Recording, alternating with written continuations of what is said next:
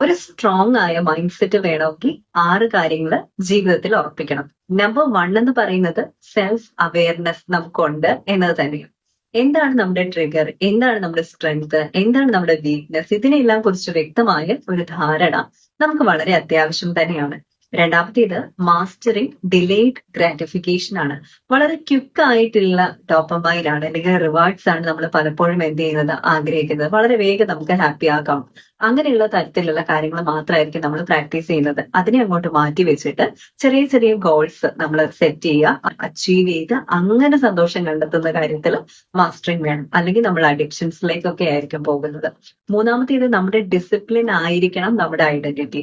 എന്ത് ചെയ്തു എന്നല്ല, എങ്ങനെ അത് നമ്മൾ ചെയ്യുന്നു, നമ്മുടെ ഡിസിപ്ലിനെ കുറിച്ച് മറ്റുള്ളവർ പറയുകയും നമ്മുടെ ഒരു ഐഡന്റിറ്റി ആയിട്ട് തന്നെ ആ ഒരു ലൈഫ് സ്റ്റൈലും ആ ഒരു കാര്യങ്ങളും ഒക്കെ മറ്റുള്ളവർ പറയുന്ന രീതിയിൽ നമ്മുടെ ഒരു ഐഡന്റിറ്റി ഡിസിപ്ലിൻ കൊണ്ട് തന്നെ ഡിഫൈൻ ചെയ്യാൻ പറ്റണം.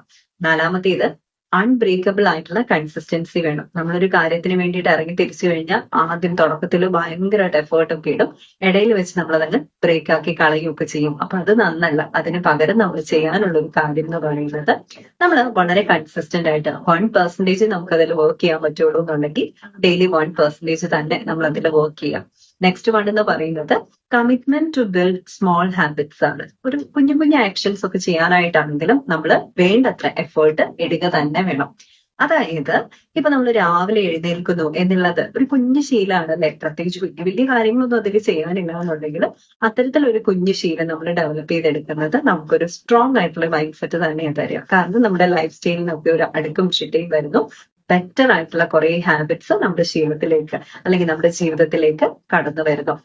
പിന്നെ ഉള്ളത് ഏത് ടഫ് സിറ്റുവേഷനിലും സ്വന്തം ഇമോഷൻസിനെ നിയന്ത്രിക്കുക എന്നുള്ള സ്കില്ലാണ്. അങ്ങനെ ചെയ്യുകയാണെന്നുണ്ടെങ്കിൽ ഡെഫിനറ്റ്ലി നമുക്ക് എന്താണ്, എല്ലാ സിറ്റുവേഷനിലും കാമായിട്ടിരിക്കാനും അതുപോലെ തന്നെ നമ്മുടെ ബോഡിക്കും നമ്മുടെ മനസ്സിനും ഒക്കെ വ്യക്തമായ രീതിയിലുള്ള ഹെൽത്ത് ബെനിഫിറ്റ്സ് കൊടുക്കാനും ബെറ്റർ ഡിസിഷൻസ് എടുക്കാനും ഒക്കെ സാധിക്കും. അപ്പൊ അതുകൊണ്ട് ഈ 6 കാര്യങ്ങൾ ജീവിതത്തിൽ ഉറപ്പുവരുത്തിക്കൊണ്ട് ഒരു സ്ട്രോങ് ആയ മൈൻഡ് സെറ്റ് ഡെവലപ്പ് ചെയ്തെടുക്കാനായിട്ട് ശ്രമിക്കുക.